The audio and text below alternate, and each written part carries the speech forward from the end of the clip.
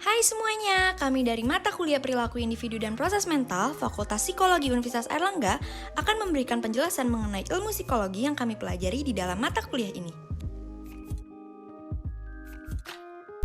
Pertama-tama kami akan memperkenalkan dulu apa itu psikologi. Psikologi berasal dari bahasa Yunani kuno yaitu psyche yang berarti jiwa dan logos yang berarti ilmu. Jika kedua kata itu digabungkan, maka artinya menjadi ilmu yang mempelajari tentang tingkah laku dan proses mental.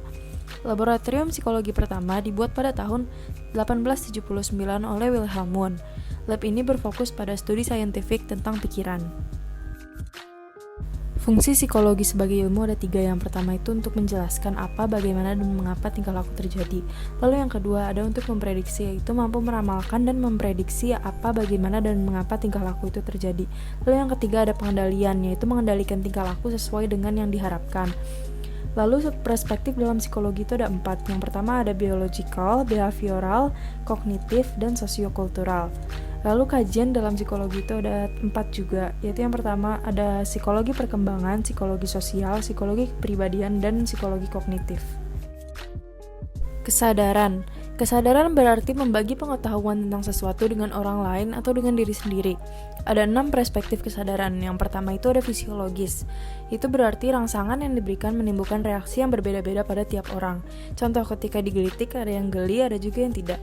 Lalu yang kedua ada elementaristik, yaitu sensasi yang ditangkap oleh indera kita membangun image tersendiri di dalam pikiran. Contoh ketika guru membanting buku di kelas yang sepi, maka kita berasumsi bahwa guru itu sedang marah. Lalu yang ketiga ada fungsionalisme, yaitu apa yang terlintas di pikiran terkait dengan pertanyaan yang dimiliki. Contohnya, besok aku mau makan apa ya? Lalu 4 ada holistik, yaitu berdasarkan similarity, proximity, continuity, dan closure. Yaitu ketika kita bergosip, kita mencocok-cocokkan sesuatu, padahal belum tentu itu benar. Lalu yang kelima ada eksistensialis, yaitu kesadaran untuk bertindak bebas. Contoh, kapan kita mau sendiri dan kapan kita mau bersosialisasi. Lalu yang terakhir ada transpersonal, yaitu kesadaran sebagai individu yang memiliki hubungan dengan diri sendiri, lingkungan, dan dengan Tuhan.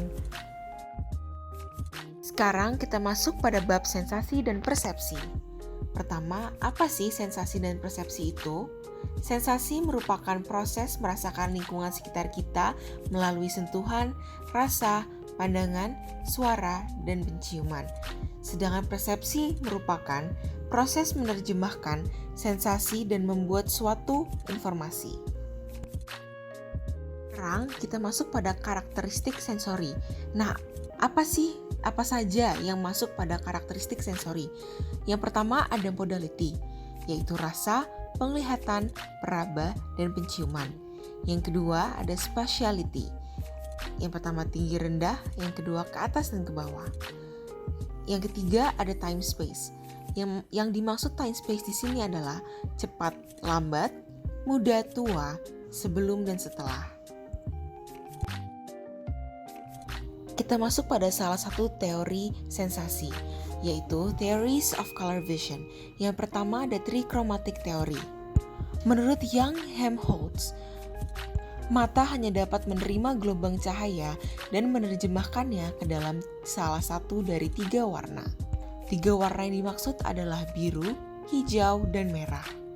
Ketiga warna ini kemudian dapat disatukan atau dikombinasikan untuk menciptakan seluruh spektrum cahaya.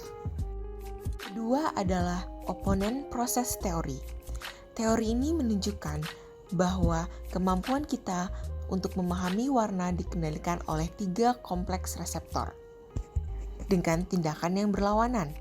Kompleks reseptor yang pertama adalah kompleks merah hijau, yang kedua biru kuning, dan yang ketiga hitam putih. Menurut teori ini, mata hanya dapat mendeteksi keberadaan satu warna pada satu waktu karena 2 warna bertentangan satu sama yang lainnya. Hal-hal apa aja sih yang mempengaruhi aspek persepsi? Nah, dapat kita lihat, yang pertama adalah perhatian yang selektif. Kedua, karakteristik stimulus. Yang ketiga, nilai dan kebutuhan. Yang keempat adalah pengalaman sebelumnya.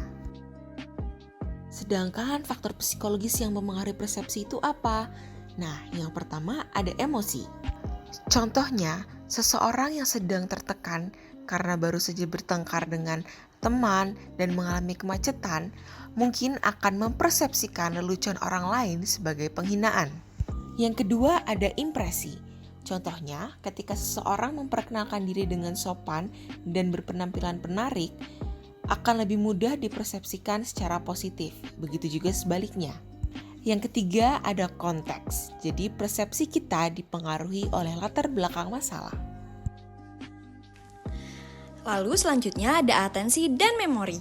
Apa sih atensi itu? Atensi adalah usaha mental yang dilakukan secara sadar untuk fokus dan konsentrasi terhadap beberapa informasi dari sejumlah besar informasi yang tersedia. Dan biasanya menghasilkan kesadaran akan aspek-aspek tertentu dari rangsangan sensorik eksternal atau pengalaman mental. Lalu selanjutnya adalah memori. Apa sih memori itu? Memori adalah proses penyimpanan informasi dari apa yang ditangkap oleh panca indera manusia. Atensi sendiri terbagi menjadi dua, yaitu selective attention dan divided attention.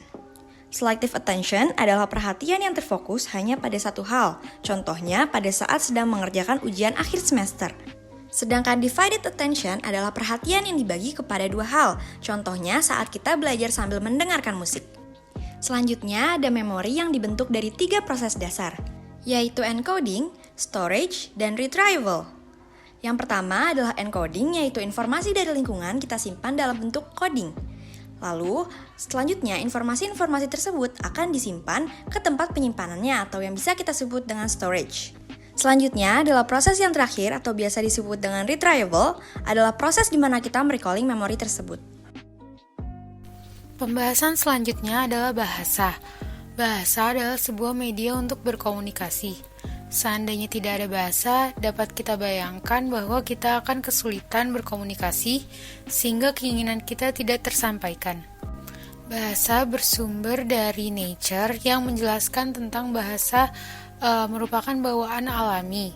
Setiap orang memiliki language acquisition device. Dan Nurture yang menjelaskan tentang bahasa bersifat sosial. Bahasa dikuasai sambil melakukannya dan melalui keterlibatan dengan orang-orang, bahkan orang-orang yang lebih berpengetahuan. Ada 3 struktur bahasa.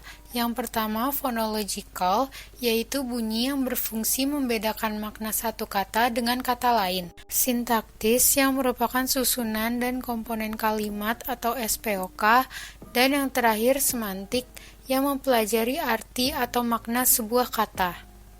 Bahasa yang mudah dipahami dapat dilihat dari yang pertama bunyi dapat dibedakan antara satu kata dengan kata yang lain. Yang kedua kata dapat dikenali dan diketahui artinya. Yang ketiga, sintaksis dan semantiknya digunakan dengan benar. Area otak yang terkait dengan produksi dan pemahaman bahasa adalah Wernicke dan Broca, di mana kedua bagian ini terletak berdampingan. Ada beberapa gangguan terkait produksi dan pemahaman bahasa. Yang pertama ada anomia, yaitu tidak mampu menyebut nama suatu benda. Yang kedua, agramatisme, memiliki pengetahuan tentang kata tetapi tidak dapat menyusunnya dalam struktur yang tepat. Yang ketiga, afasia, yaitu mampu memahami bahasa tetapi tidak dapat memproduksinya. Contohnya adalah penggunaan bahasa Jawa yang kebanyakan dari kita mengerti tapi tidak dapat menggunakan bahasa tersebut dalam kehidupan sehari-hari. Selanjutnya inteligensi. Nah, di dalam mata kuliah PIMEN ini, kita juga mempelajari mengenai apa itu inteligensi. Inteligensi diartikan sebagai kecerdasan seseorang. Sebenarnya konsep inteligensi yang kita umumnya ketahui tidak berbeda jauh dengan konsep inteligensi menurut para ahli, yaitu inteligensi berkaitan dengan kemampuan diri kita dalam memecahkan masalah, bersosialisasi, berperilaku, dan sebagainya. Selain itu, ada juga teori-teori inteligensi yang akan dipelajari, di mana teori-teori tersebut masih terus berkembang hingga saat ini. Salah satunya pas teori. Lebih lanjut lagi, dalam perkembangannya, inteligensi dipengaruhi oleh nature atau faktor bawaan, yaitu genetik dan nurture atau faktor lingkungan, salah satunya dukungan dari orang tua.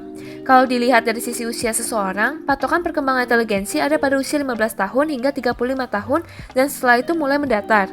Lalu pada usia 65 tahun ke atas akan mengalami penurunan di mana penurunan tersebut dipengaruhi oleh kondisi fisik dan aktivitas intelektual seseorang. Jadi bisa disimpulkan kalau perkembangan inteligensi akan terus berkembang sejalan dengan pertambahan usia, pengalaman, dan informasi dalam masa kehidupan seseorang. Pembahasan selanjutnya adalah mengenai penyelesaian masalah dan kreativitas.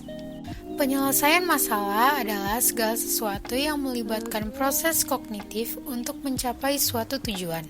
Pada umumnya, penyelesaian masalah dilakukan dalam proses sadar, dapat dalam proses direktif dan indirektif, dan kemampuan serta kapasitas penyelesaian masalah seseorang pasti berbeda-beda dipengaruhi pengalaman sebelumnya.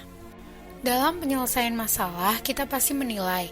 Yang menjadi penilaian adalah kemungkinan hasil setelah adanya bukti, kemungkinan tren yang dirasakan, perkiraan probabilitas berdasarkan ingatan masa lalu dan pengambilan informasi dari long-term memory, seberapa eksplisit suatu peristiwa dijelaskan dengan peristiwa yang dinilai lebih mungkin.